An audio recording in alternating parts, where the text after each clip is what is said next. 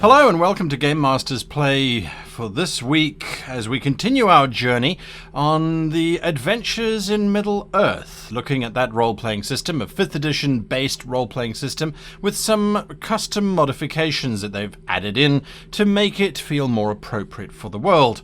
Last week we looked at what game masters can expect in terms of running the game. This week we're going to look at what players can expect in terms of character creation. What are the options? What is the scope? And is it something that we should be excited about or something that we should be worried about?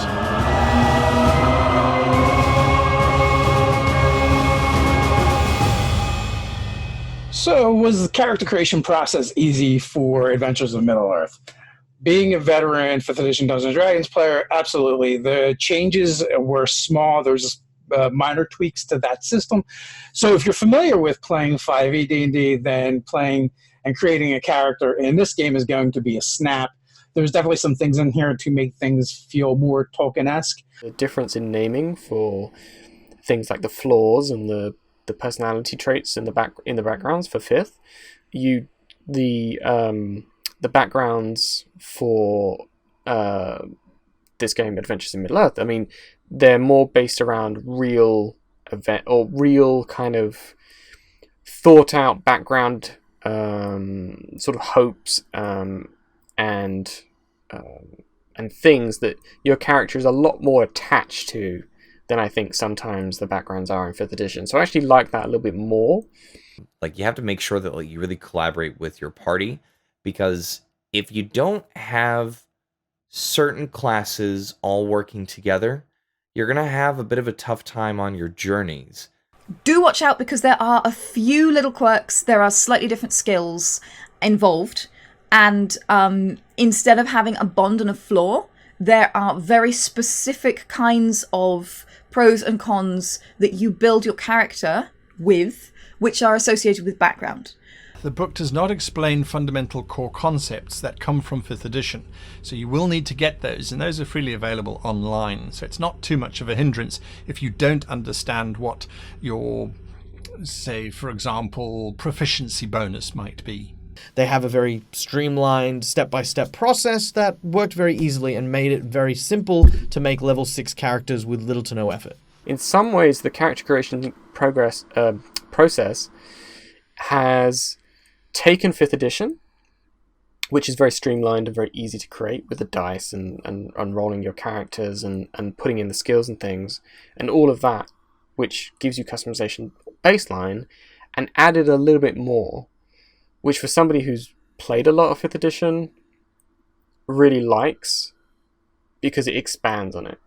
So what are your options for creating a character in Adventures of Middle-earth? It is very much like 5e D&D, where you're going to pick a character class, you're going to pick a race, and you're going to pick a background.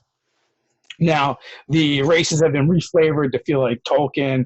The character classes are all new and developed specifically for this game. And then the backgrounds themselves are also very different than the 5e ones.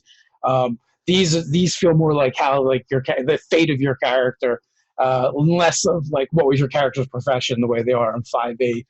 And I think when you're looking at the lore and all the story behind Middle-earth and The Hobbit and the Lord of the Rings trilogies, these changes make a lot of sense. So these things were made to make it feel very distinct and give you that feel like you are from this place, you are from Middle-earth, you belong there. So I think they felt like they made a lot of sense, and they were good choices. Absolutely, these options made complete sense for the RPG and for the setting, and in general. I don't have much else to say on that other than what I've said previously about some of these things, in the sense that they have very detailed explanations of very good ideas about incorporating these kinds of characters into the world and into the setting. With all the different classes that like you can pick in there, they all feel unique. Like, as you play as a wanderer, you pretty much are a guide to your party. Like, you help them through different environments. Or as a treasure hunter, you are either you're really good at stealing, but you're also really good at solving riddles, which it's kind of interesting. Like, they actually have a whole check two riddles, but which is also kind of a mix of investigation, but it is still unique. And scholars especially being very unique and very essential. Have a scholar, please. So you can help heal your party, which again, it's not going to be like a cleric. They can always be like, I cast a spell, bam, you're healed. With a scholar, you feel like you're getting the nitty gritty in it. And you're just like, oh, I'm going to heal you. Sit down. Let's get some bandages. Let's get some gauze. Let's get some herbs. Let's rub it in those wounds. Let's make sure you're nice and fixed. So the character creation options for the Adventures of Middle-earth role-playing game are incredibly diverse within the Tolkien universe. So you could play an elf, you could play a dwarf, you could play a hobbit. That's what I'm going to play. And of course, you can play various kinds of humans, or as it says in the book, the mannish races. I love that. You can also play different classes. They're not like the D&D 5e classes, so they have their own set of classes, which are really enjoyable, and I really enjoyed reading through those and sort of imagining the different characters that I would play and the different NPCs that I would play associated with those. I will say that there's not an awful lot of racial diversity, people of colour. This is not shocking considering that Middle-earth is supposed to be England, a sort of proto-England, but it's a very white space that is presented in the character art. I'm just warning you in case that's something that you look for, particularly in a game. This is not going to be the game for you. Other than that, it's very flexible, lots of races, lots of classes, lots of sort of ideas for characters in there already seated. So yeah, you should have a lot of fun. There are a large variety of options available, but, and I'm going to say this with a heavy but, the variety doesn't seem to be that great. And the reason for that is because it is a low magic setting. I think a lot of the differences come down in a very subtle way. When we as role players are accustomed to games like Dungeons and Dragons and Pathfinder and all that, we're used to different wild and wacky differences between races and classes and all of that. But this game prides itself on a simpler, more subtle twist in variety. None of the character options for me felt as if they wouldn't fit right inside one of Tolkien's books. Probably the one thing I thought didn't have many options that kind of turned me a little bit sour was the equipment. I thought there wasn't really that much to be able to buy or to be able to use, which I felt kind of tied my hands a little bit in how I could interact with the world. For example, I wanted to have a mount at earlier level, which was a ram, and I couldn't find any statistics for how to make a ram or how to use it, and I struggled with that. I thought, hey, why is this not a thing? I also tried to ride a barrel. Again, no barrels. Well, there's a barrel, but no barrel to ride. No skill to ride a barrel. I want to ride a barrel. So sadly, no barrel riding. So creating character in the Adventures of Middle-earth was really enjoyable. There was a lot of meat in the Player's Handbook and the Loremaster's book. There was a lot to get my teeth into, and yeah, I really enjoyed it. There was several character concepts I played with before I came up with my little scholar hobbit. And because this is very based off of 5e rules and mechanics, I found it very enjoyable to make a character. It was real easy. It felt like old hat to me. And at the same time, I got to make different decisions and new choices that aren't available to me in the standard D&D worlds that I'm used to playing in. So in that regards, that was very enjoyable. It's difficult to choose between, should I be a man of the Rohirrim, Gondor, of the Dales, perhaps a wildling from Bjorn? There were so many options that it was a case of just that one. And there obviously is an awful lot of opportunities for customization and for power building, if you want to go that route. But yes, I thought it was very pleasant. You weren't sort of flipping backwards and forwards trying to figure out where this modifier came from or where that value came from. Very easy and well presented. But for me, I think because of how subtle the Lord of the Rings lore is weaved into every aspect of this game, I found it difficult myself as someone who doesn't really enjoy Lord of the Rings to really appreciate that as much as I reckon I could have. I'm not sure if a new player will enjoy the process in the same way I did, because obviously for me I found a lot of these things intuitively familiar. But yes, I thought it was a good experience to create the character. There wasn't much that I immediately thought that I was missing. after I'd looked at it and said, okay, I've got all these basics down. I've got initiative and armor, and I've got all my skills and actions, and it looks like a good character to play with. I would definitely recommend Adventures of Middle-earth for new GMs. I think it's a very good first RPG, particularly if you have previously played D&D 5e, so you're familiar with the core mechanic. It's an extension, but it walks you through a lot of the process. There's a lot of great advice in the Lore Master's Guide for putting these things onto the table. So that I would definitely recommend.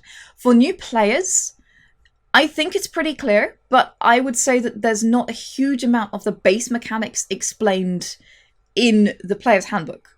So you might have to do a little bit of core mechanic hand-holding as you go through. But it's definitely doable for new players. I don't think it's a terrifying RPG to start with. I don't think it's overly complicated or anything. If you have a player with a small amount of experience in D&D 5e, this will be perfect. And even if they played a D&D 5e one-shot, this is going to be very familiar, but feel different and have a unique spin. So I would say for beginner players, maybe not first-time players, this is going to be an excellent RPG to have a go at. If you want to try out Lord of the Rings, and then making a character process on here, it is easy to do, and it's fun to do. It's fun to make these characters. But once again, make sure that you agree, everybody in the party, you know what you want to play. You kind of know what kind of role you want to take when you take on a journey. That's going to be really important. I think new players who have no experience with 5th edition might find the learning curve a little bit steeper than those who have played 5th edition before. It will be very easy for them. But on the whole, I think the process is very straightforward and makes sense. I don't think there's anything in here that will particularly trip you up. I do think that the additions that they've added in terms of despair and hope and shadow weakness, those are interesting role-playing options. They replace things like bonds, ideals, and flaws within the 5th edition base system, and they're an interesting addition because I think they're a bit more descriptive, although some of them can be a little bit obtuse, and you need to look at them and go, I think that's what it means. It's an interesting challenge, and again, I think thematically it works very well for a Tolkien-esque style of game. I would absolutely recommend this game to new players. Specifically, I would recommend it to new game masters as well. I think there is a lot here that has been learnt over many years of having played role-playing games. The people who have created this have definitely got a very strong sense of overland travel in mind, as well as how to approach scenarios outside of simply trying to outpower it. The hero and epic tales that we have become accustomed to in other games is not present here. It is all about the fellowship, the team, the group working in the shadows of the larger, expansive world to achieve their goals. And that, I think, is very well communicated and something I think all new players and all new GMs could definitely stand to learn and grow from. I think it becomes obvious from the responses of everybody involved that this is definitely on the right track.